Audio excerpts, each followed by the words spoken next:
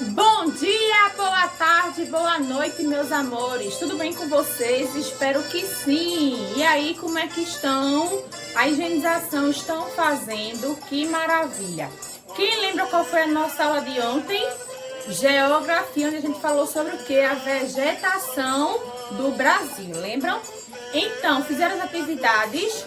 Muito bem. Ah, e as bandeirinhas de segunda fizeram? Que bom, viu? Quero ver. Marca lá a nossa escola no Instagram para tia Bárbara ver. Tá certo? Então hoje vamos dar continuidade tanto ao nosso São João quanto ao nosso conteúdo, que hoje vai ser sobre história, onde a gente vai ver o ciclo do ouro, tá bom, gente? E também hoje sobre o São João, a gente vai ver das músicas e as danças do São João, tá bom? Que vai compor hoje a terceira parte do trabalho de vocês que a gente vai apresentar, tá certo? Então, ó, vem com tia Bárbara dançando, Luiz Gonzaga hoje, que a gente vai ver ele também como um dos que começou com as músicas, tá? Das festas juninas. Então, vamos lá juntinho para as nossas operações e depois o São João. Agora, nas nossas operações da página 90, tá, gente?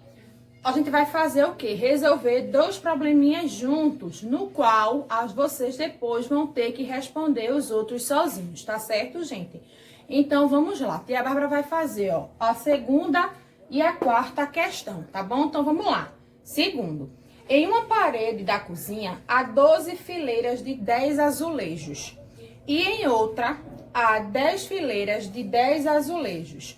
Quantos azulejos há nesta cozinha? Então, na primeira fileira tem, numa parede, né, 12 fileiras com 10 azulejos. Então, 12 fileiras com 10 azulejos. Que a gente vai o quê? Ó, multiplicar para saber quantos azulejos tem só nessa parede daqui, na primeira parede. Então, ó, 0 vezes 2, 0. 0 vezes 1, 0. 1 vezes 2, 2, 1 vezes 1, 1, passa o tracinho, a gente soma 0, 2 e 1. Então, 120 tem na primeira parede, certo, gente? Na primeira parede.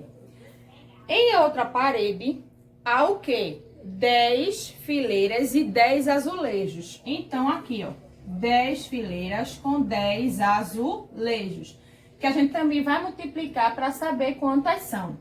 0 vezes 0, 0. 0 vezes 1, 0. 1 vezes 0, 0.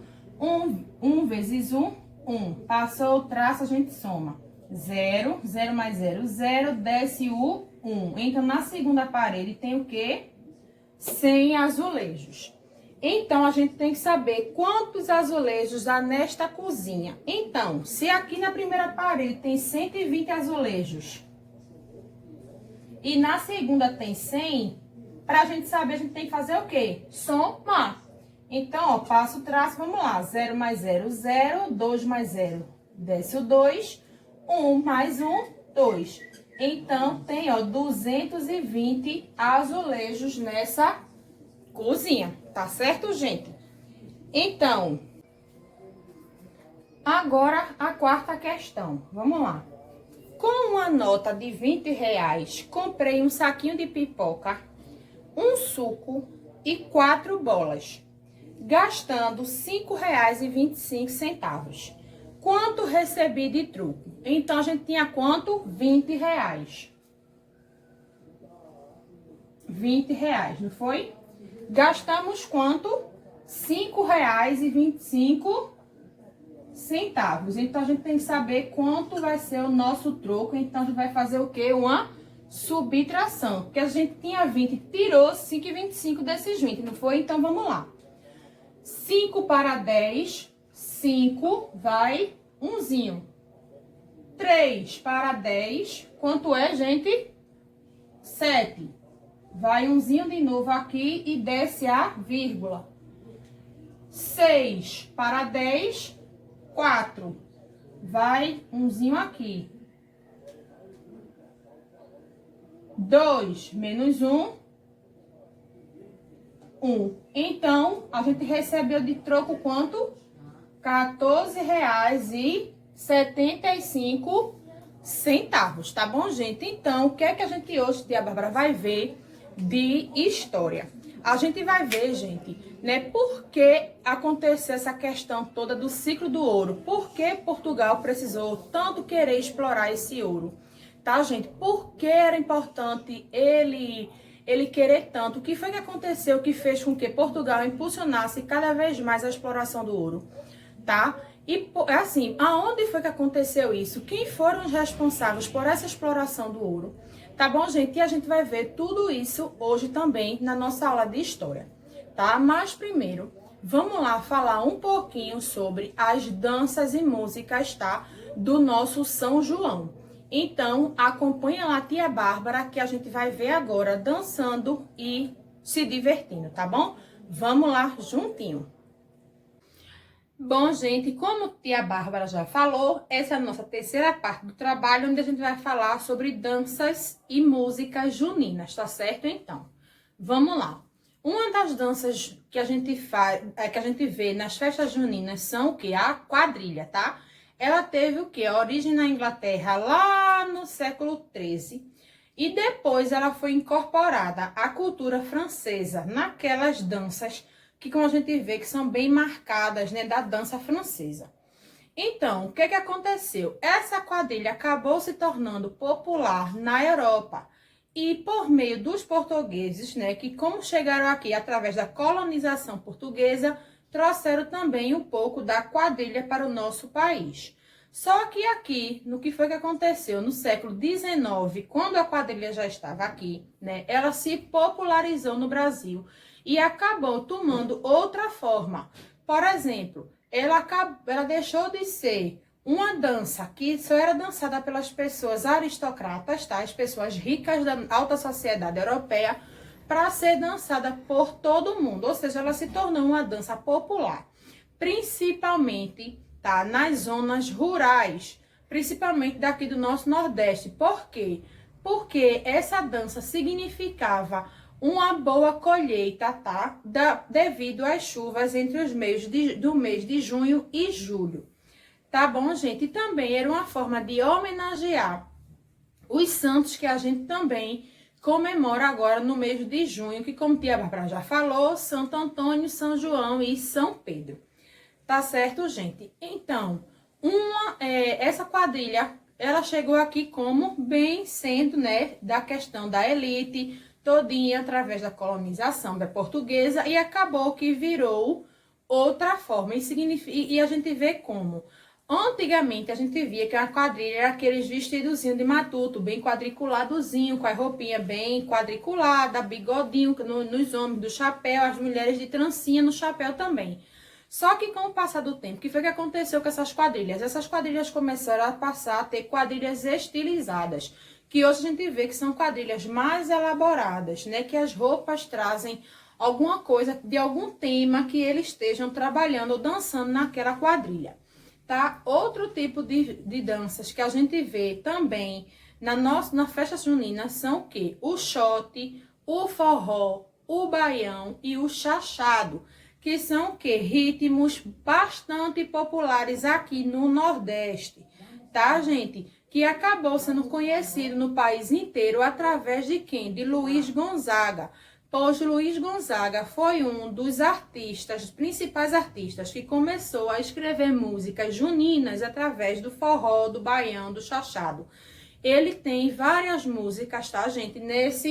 Nessa questão das festas juninas, sendo o principal artista das festas juninas. Que é aquela música até que tia Bárbara, uma das músicas dele é aquela música que tia Bárbara colocou lá no começo da nossa aula, que é a Asa Branca, tá certo? Então, ele não só tem aquela Asa Branca, ela tem outras várias músicas. E o que é que vocês vão fazer com essa segunda parte do trabalho? Vocês vão pesquisar tanto quais são as danças, tá, das festas juninas, como tia Bárbara falou, sobre a quadrilha, sobre o forró, o baião, chachado, tá?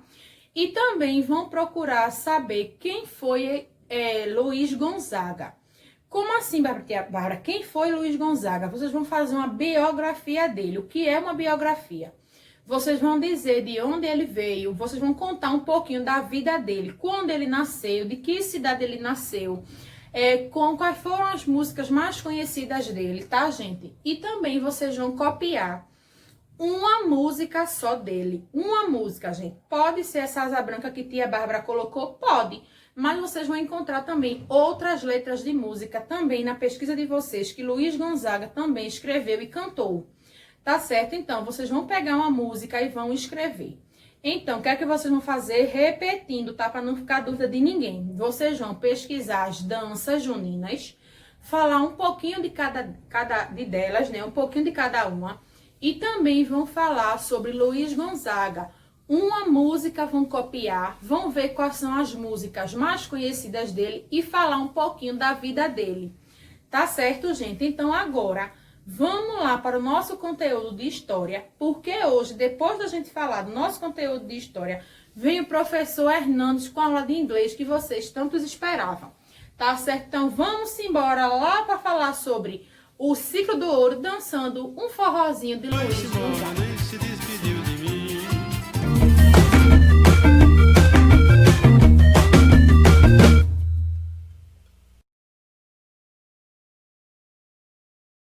Vocês já sabem, né? O Brasil passou um tempão sendo colonizado pelos portugueses, né? Pelo rei de Portugal.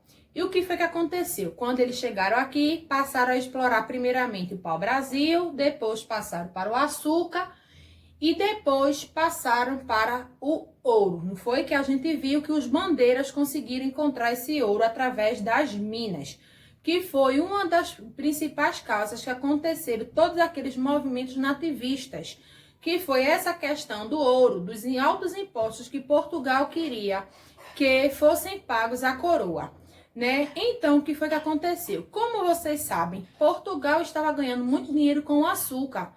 Só que, como começou aquela confusão entre a Holanda e Portugal, depois do domínio espanhol das terras de Portugal, o que é que aconteceu? A Holanda se sentiu prejudicada e começou a procurar outros lugares para plantar a cana-de-açúcar. Um desses lugares chamava as Antilhas, que lá também tinha um solo fértil e também conseguiu plantar de forma positiva a cana-de-açúcar nessas Antilhas. Então, o que foi que aconteceu? A Holanda também começou a comercializar, a disputar a comercialização do açúcar com Portugal. E o que foi que acabou acontecendo? Que Portugal entrou numa crise açucareira, porque acabou diminuindo a sua venda em relação à Holanda do açúcar. Então, o que é que aconteceu? O rei de Portugal, ele precisava encontrar outra forma de explorar as nossas terras. E como os bandeiras conseguiram encontrar já aqui o ouro, o que foi que aconteceu? Portugal bateu em cima da exploração dos minérios nas minas, ou seja, de ouro e de pedras preciosas. Mas principalmente do ouro, porque eles já sabiam que o ouro tinha muito valor antigamente, né? Então, o que foi que aconteceu? Com essa questão da crise açucareira, da Holanda com Portugal, bateu-se em cima da extração de minérios. E como a gente sabe, o ouro acabou sendo uma nova riqueza para se explorar, no qual Portugal começou a incentivar cada vez mais essa busca por esses metais preciosos, né? Então, o que foi que aconteceu? Com essa questão toda, quem encontrou ouro foi os bandeiras, como tia Bárbara já sabe, e acabou que a mineração começou a ser a principal atividade de exploração de Portugal. Como o pau-brasil começou a cair, o açúcar começou a cair, então Portugal encontrou o quê? A exploração de minérios como forma de riqueza para Portugal. Então, o que foi que aconteceu? Ele começou a explorar cada vez mais as pessoas para trabalhar.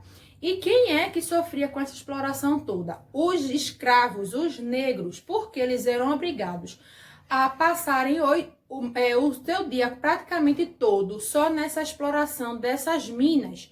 E o que foi que aconteceu? Como outras pessoas também exploravam essa questão do ouro, os bandeiras e, como vocês sabem, os emboabas, né? O que acontecia? Os escravos eram obrigados a fazer essa procura do ouro dentro dos rios. Acontecia que eles passavam praticamente o dia todo com as pernas dentro d'água. E o que é que isso acontecia? Fazia com que esses negros passassem a adoecer, contrair outras doenças e acabavam morrendo, fazendo com que cada vez mais essa exploração do escravo acontecesse aqui. E a gente sabe também que não era só isso, né? Que além deles passarem o dia com os pés dentro d'água explorando minério, ainda tinha o quê? A escassez de alimentação e ainda tinha os castigos, né? Que os senhores de engenho provocavam neles, ou seja, açoites, quer dizer, ele apanhava naquele tronco, né? A má alimentação, entre outros. Então, acontecia que eles pegavam várias doenças e acabavam morrendo, trabalhando apenas na casa do senhor de engenho por mais ou menos 8 anos. Tá, gente? E eles não conseguiam viver até a velhice devido a essa exploração, tanto na mineração, quanto no trabalho doméstico, quanto nessa questão das doenças, tá?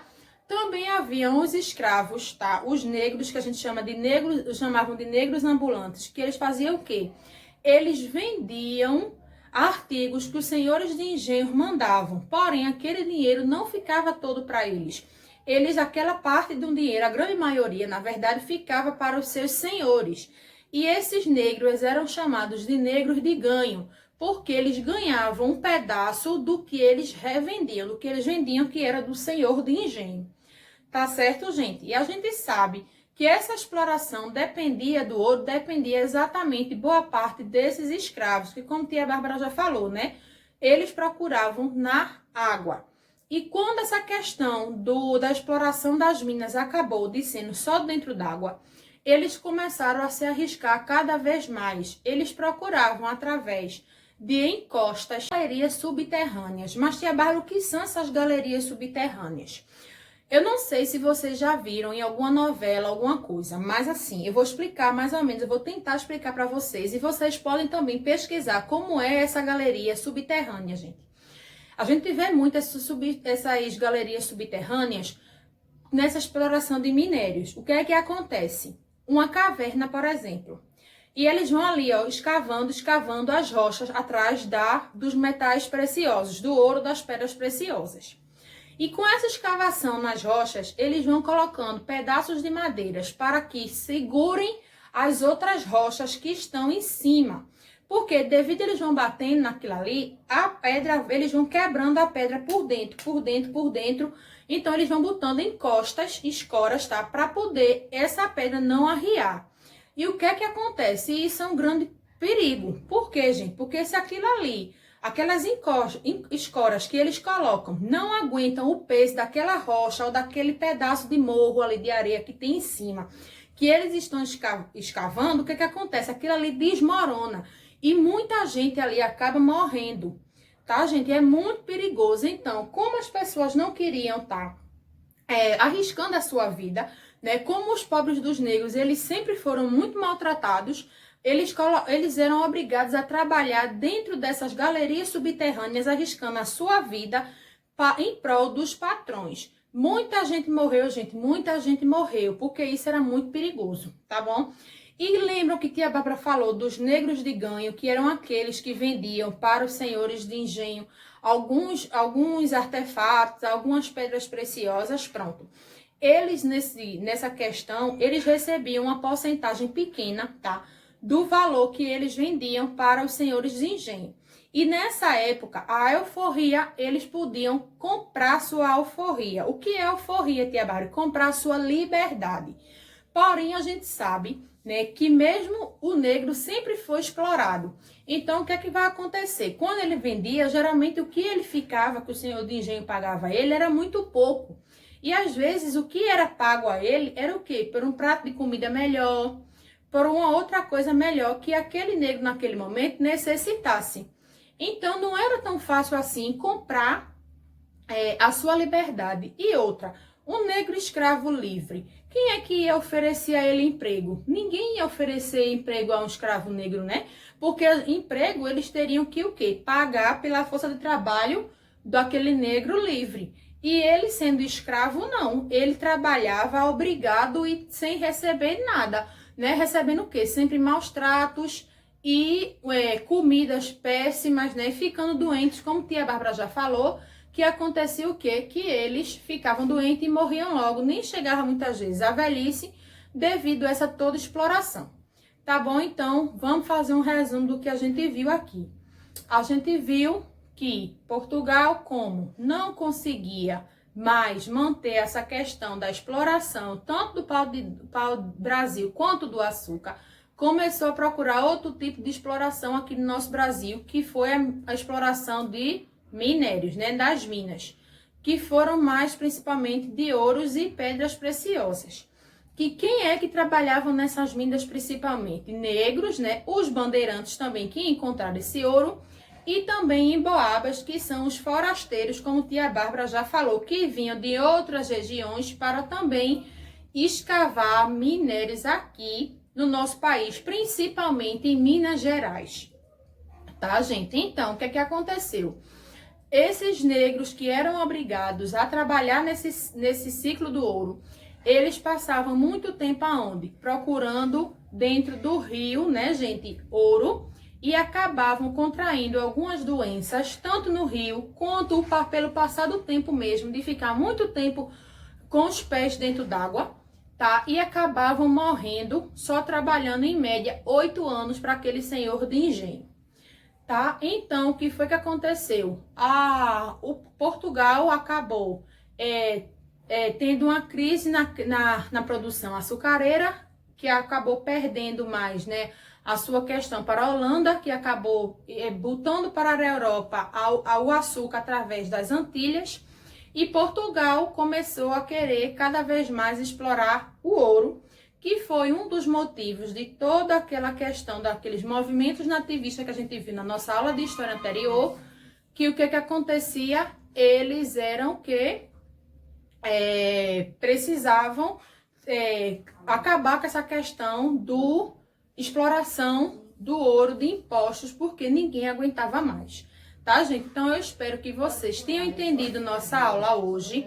E agora, vamos ficar com a nossa aula de inglês com o tio Hernandes, tá certo? Então, ó, por hoje a gente fica aqui, tá? E vamos lá com o tio Hernandes. Um beijo enorme para vocês.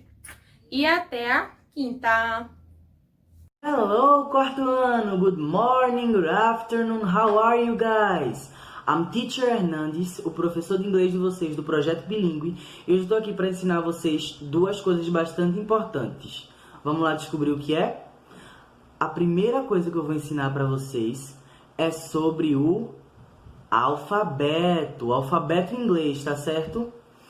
E a segunda coisa que a gente vai aprender hoje é para você aprender a distinguir se sua casa é uma casa ou um apartamento, tá certo? Então, a primeira coisa que a gente vai aprender hoje é sobre o alfabeto em inglês, the alphabet, tá certo? Ai, professor, o senhor já vai começar com essas coisas difíceis, aprender o alfabeto do inglês? Gente, o alfabeto em inglês escrito, ou seja, quando a gente escreve, é o mesmo do português. O mesmo, tá certo? Tá, professor, se é o mesmo alfabeto, então por que a gente precisa aprender ele, se é o mesmo que a gente usa? Tem uma diferença. Se você chegar nos Estados Unidos ou Inglaterra, ou sei lá, qualquer país que fale inglês, e você escrever uma letra A, eles vão entender que é uma letra A. Se você escrever uma letra B, eles vão entender que é uma letra B. Mas qual é a diferença? Na fala. Eles não falam da mesma forma que a gente, tá certo? Ou seja, eles não falam A, B, C, D, E, F, G, H e assim vai. Eles falam de uma forma diferente. Então, vocês vão perceber que algumas letras se falam parecidas com as nossas e outras totalmente diferentes. Então, vocês precisam prestar atenção e anotar tudo, tá certo? Qual a dica que eu dou hoje? Vocês vão pegar o caderno de vocês, vão escrever a letrinha, por exemplo, A, e do lado vocês vão escrever como é que se fala. Ou seja, A, por exemplo, é A, então você vai e escreve A do lado, tá certo? Para que isso? Para você memorizar melhor para quando você for ver de novo, tá certo? Vamos lá? A primeira letra do alfabeto é o A. A em inglês se fala A. A. Logo depois vem o B. B em inglês se fala B. B. Vamos lá. Se em inglês se fala se. Ah, professor, então tudo é só falar com i no final? Não, tá certo? Isso aqui é só uma coincidência do começo. Letra D, D. D. Letra E, em inglês, se fala I. Isso mesmo. I. F, a gente vai falar F. F. Ah, professor, se fala que nem o nosso? Não totalmente, vejam. O nosso é F. O deles é F. Ou seja, você vai falar um F meio que rápido, ó. F. Entenderam? Vamos lá. G se fala G. G. Então, H em inglês se fala, muita atenção nesse, que esse é diferente do português, hein? Se fala H. H. Vocês percebem a semelhança dessa palavra com outra do inglês? Parece com o número 8. Alguém lembra como é o número 8 em inglês? 8. 8. Tá certo? Se parece muito, mas ó, não são a mesma palavra. Cuidado para não se confundir. Uma é a letra H, que é H. Outra é o número 8, que é 8. Tá certo? E em inglês se fala I. I. J em inglês se fala, ó, atenção nesse também, hein? J. J. Viram como é diferente? Vamos lá. O K em inglês, alguém sabe como é que fala? K. K. Ó. K. L, a gente vai falar L. Mesma coisa do F, lembra? Não vai falar L, a gente vai falar ó, bem rápido, como se a gente estivesse nas carreiras tentando acabar. Ó. L. L. Entenderam? M, seguindo a mesma regrinha, eu vou falar M. M. O N, N. N. O O, a gente fala O. O. O P, a gente vai falar P. P. O Q, a gente vai falar Q. Q. Viram como isso é diferente do nosso? Para vocês prestarem atenção, que tem uns que são bem parecidos, mas tem outros que não tem nada a ver, tá certo? O R em inglês a gente vai falar, ó, R. R. R. O S a gente vai falar S. Bem rápido, nas carreiras, ó. S. O T a gente vai falar T. T.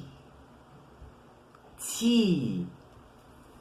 O U a gente vai falar You. You. Vem cá. Esse you lembra vocês alguma coisa? Vamos lá. Quando você fala que ama alguém em inglês, é como I love you. Mas será que esse you de I love you é o mesmo desse u? Não, tá certo?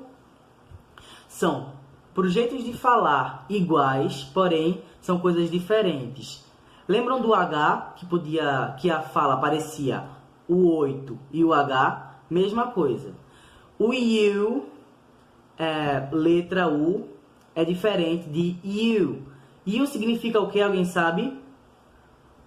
Você. Então tem o you, letra U, e tem o you, que significa você. Bastante atenção nisso, tá certo? A letra V, a gente fala vi. Vi. A letra W, a gente fala W. W. Estão vendo como é diferente do da gente? A gente fala W, eles falam W. Então, o X, a gente vai falar X. X. Todo mundo repetindo? X. X. O Y a gente vai falar Y. Y. Todo mundo repetindo? Y. Y. E por fim, o Z, que a gente vai falar Z.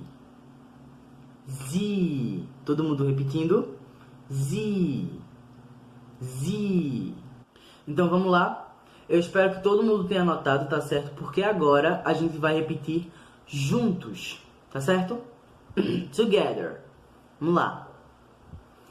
A, B, C, D, E, F, G, H, I, J, K, L, M, N, O, P, Q, R, S, T, U, V, W, X, Y, Z. That's right, congratulations! A segunda coisa que a gente vai aprender hoje é a dizer se o lugar que você mora é uma casa ou um apartamento, tá certo? Então, se alguém chega em você e pergunta: Is your home a house or an apartment? Is your home a house or an apartment? Vamos repetir para dizer o significado a vocês. Is your home a house or an apartment?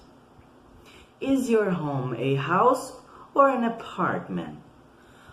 Essa pergunta quer dizer, o lugar que você vive, o lugar que você mora, é uma casa ou um apartamento?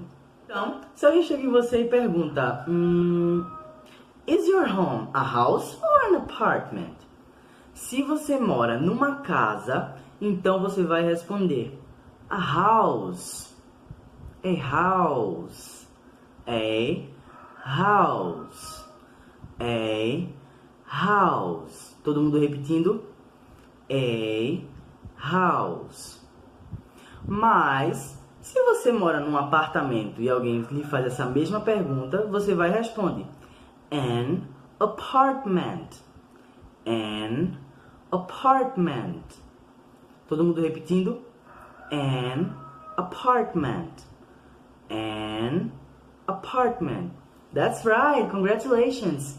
Então, quarto ano, esse foi o vídeo de hoje, tá certo? Espero que vocês tenham anotado, espero que vocês tenham aprendido e guardado tudo na cabeça de vocês, tá certo? Que isso vai ser muito útil para vocês no futuro. Então, thank you guys! See you later! Bye! Bye bye!